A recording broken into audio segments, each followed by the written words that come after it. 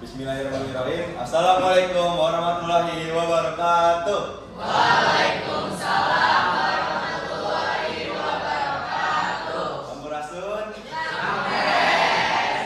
Salam, Om Swastiastu, Namo Buddhaya, salam kebajikan dan salam sejahtera bagi kita semua. Selamat pagi teman-teman semua. Berdirinya kelompok kedua di sini akan memaparkan tentang studi kami mengenai musik tradisional budaya Indonesia yang berisi ada latar belakang, tujuan pembelajaran, pengertian, contoh-contoh, kesimpulan, serta di akhir ada sesi tanya jawab. Perkenalkan, saya Ryan Arkanadeza sebagai moderator atau MC pada presentasi kali ini. Saya Nizar Fazali selaku penyampai materi. Saya Julian Pasha Alfian selaku pembawa materi. Saya Muhammad Abdul Raja Setiaji sebagai pembawa materi. Saya Nil Faradisa sebagai pembawa materi. Saya Tiara Iza Kinanti sebagai pembawa materi.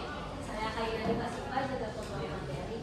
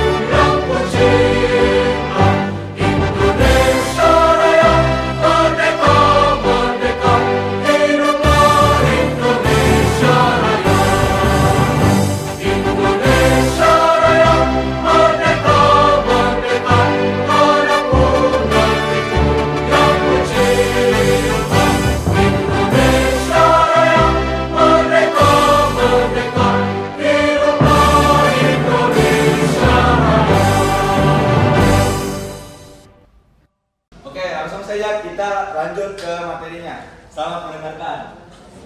Jadi di sini saya akan menjelaskan tentang latar belakangnya. Jadi di Indonesia ini memiliki kekayaan budaya itu yang sangat luar biasa. Salah satunya ada musik tradisional.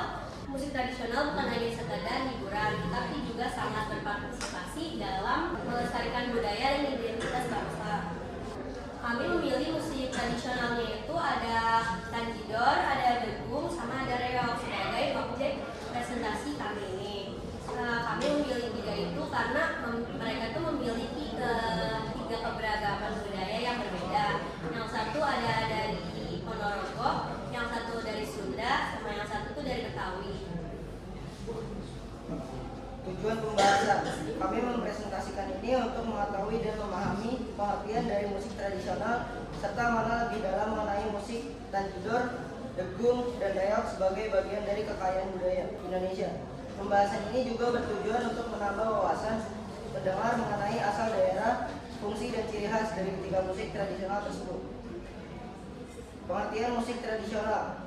Musik tradisional adalah jenis musik yang tumbuh dan berkembang di suatu daerah tertentu serta diwariskan secara turun-temurun dari generasi ke generasi.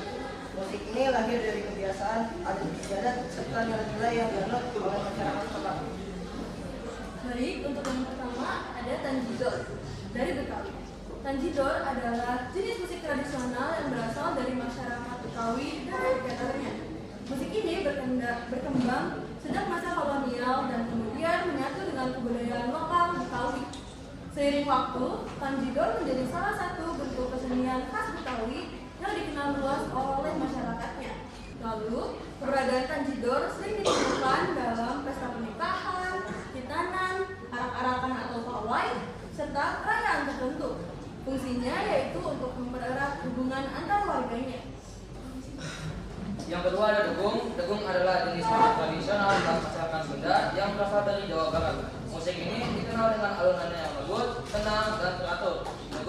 Degong sebagai bagian dari kebudayaan Sunda yang menjunjung tinggi kesopanan dan keharmonisan. Degong biasanya dimainkan saat upacara pernikahan, penyambutan tamu, acara resmi, serta pertunjukan daerah. Selain berfungsi sebagai pengiring acara, degong juga digunakan sebagai sarana hiburan dan media relaksasi. Yang ketiga ada reog dari Ponorogo. Musik reog adalah jenis musik tradisional yang berasal dari Ponorogo, Jawa Timur dan digunakan sebagai pengiring utama dalam pertunjukan seni reog Ponorogo. Musik ini memiliki peranan penting dalam membangun suasana pertunjukan agar terlihat hidup, berani, dan penuh semangat. Musik ini sering ditampilkan dalam acara adat, perayaan hari besar, dan festival budaya sebagai bentuk pelestarian tradisi leluhur. Musik ini berfungsi sebagai pengatur irama gerakan menari serta menambah kesan gagah dan dramatis. Tanpa musik reog, pertunjukan tidak akan terasa lengkap karena musik menjadi unsur utama yang menyatukan seluruh bagian pertunjukan. Yang terakhir, kesimpulan. Musik tradisional merupakan salah satu warisan budaya Indonesia yang memiliki nilai penting dalam kehidupan masyarakat. Keberadaannya tidak hanya sebagai sarana hiburan, tetapi juga sebagai bagian dari identitas budaya suatu daerah. Musik tradisional, degong, reog adalah contoh musik tradisional yang mencerminkan keberagaman budaya Indonesia dan juga berperan sebagai hiburan masyarakat yang meriah bagi masyarakat Betawi. Degong menghadirkan suasana lembut dan tenang dalam kehidupan masyarakat Sunda, sedangkan musik reog menjadi pengiring utama pertunjukan reog Ponorogo yang penuh semangat dan keberanian. Oke, sebelum berakhirnya presentasi pada hari ini, saya akan membuka sesi tanya jawab. Untuk kelompok 1 dipersilakan untuk bertanya.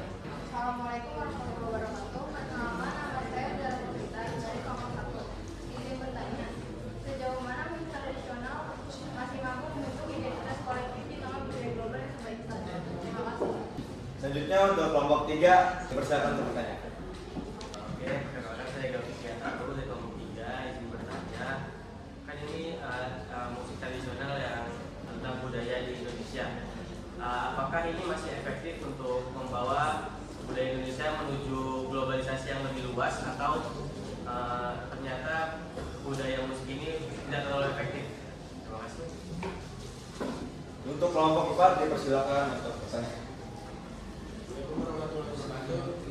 Perkenalkan, nama saya Cakrawala Putra, ASL 8. Saya bertanya, sebutkan 5 contoh lagu zaman sekarang yang memakai alat musik tradisional.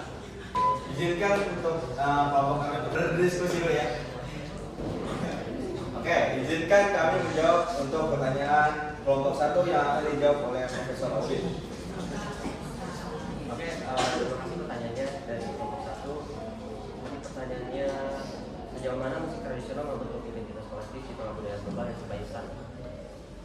Jadi jawabannya, musik tradisional masih sangat kuat membentuk identitas kolektif. Justru karena budaya global yang instan menciptakan kerinduan akan akar, makna, dan rasa memiliki.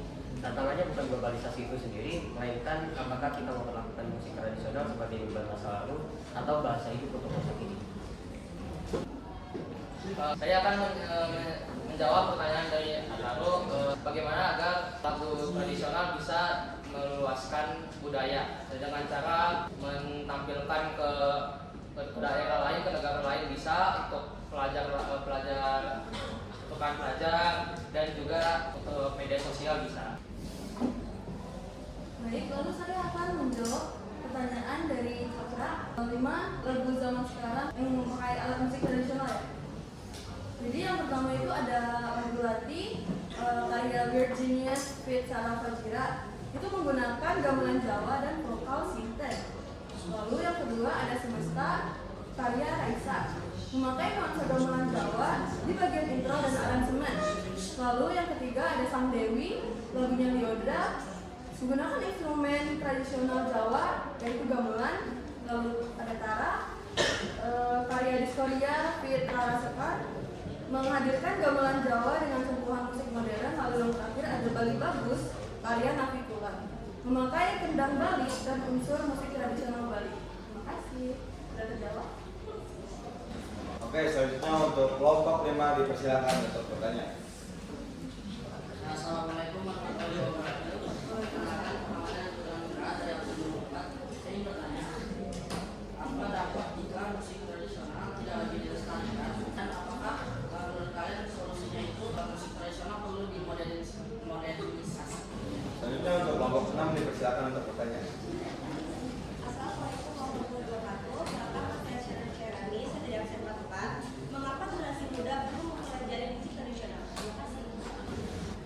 terakhir kelompok 7 dipersilakan untuk bertanya. Assalamualaikum warahmatullahi wabarakatuh. Halo semua. Perkenalkan nama saya Clara Natalia dari kelompok 7, nomor absen 10. Di sini saya izin bertanya ya kelompok 2. Menurut kalian, ini aku minta pendapat kelompok kalian. Bagaimana sih kan di model zaman sekarang banyak nih lagu-lagu atau musik tradisional yang dijadiin DJ ya? Iya nggak sih? Iya kan? Yang dijadiin kayak koplo. Padahal kan seharusnya alat musik tradisional itu kan harusnya kita lestarikan, bukan seharusnya malah dijadikan hal yang dijadiin DJ lalu dipersalahgunakan di tempat-tempat yang seharusnya tidak memakai alat musik tradisional gitu. Sekian dari saya. Assalamualaikum warahmatullahi wabarakatuh. Izinkan untuk kelompok kami didiskusikan. Devi, izin menjawab. Tadi pertanyaannya, apa dampak jika musik tradisional tidak dilestarikan dan fungsi untuk dimodernisasi? Jawabannya yaitu, dampak jika musik tradisional tidak dilestarikan, musik tradisional bisa punah, identitas budaya hilang, dan generasi muda tidak mengenal budaya dan daerahnya. Fungsi dimodernisasi agar musik tradisional tetap diminati untuk mengikuti perkembangan zaman dan tetap dilestarikan. Apa saya terjawab? Jadi di sini saya akan menjawab pertanyaan dari Nasya. Mengapa generasi muda perlu mempelajari musik tradisional? Jadi kita perlu mempelajari itu biar musik tradisionalnya itu juga nggak punah. Jadi kita sekalian melestarikannya gitu. Oke, Nasya. Untuk menjawab pertanyaan terakhir yaitu dari Clara, bagaimana di zaman sekarang kan banyak ya yang menjadikan banyak musik menjadi koplo, DJ, terus kayak disalahgunakan gitu, perkaranya disalahgunakan. Menurut kami atau menurut saya pribadi ini sebenarnya itu kalau misalnya buat for fun ya itu oke aja, dan kalau misalnya banyak yang menikmati musik koplonya, DJ-nya itu juga aman aja sebenarnya. Cuma kalau misalnya disalahgunakan seperti apapun itu yang tidak baik, itu gak boleh dinormalisasikan sih ya. Jadi tanggapan lain? Berarti kalau seandainya kita mau memperluaskan nih lagunya, berarti boleh dong pakai lagu DJ? Boleh dong berarti? Sebenarnya kalau misalnya begitu sih, kalau dari pengalaman pribadi aku, biasanya kalau lagu di DJ-in itu tuh banyak juga yang nyari lagu aslinya apa. Jadi tuh bisa juga sekalian menyebarluaskan lagu kita sendiri gitu. Udah, oke, thank you. Terima kasih Clara. Sekian dari pemaparan materi dari kelompok kami, kurang lebihnya mohon maaf. Wassalamualaikum warahmatullahi wabarakatuh.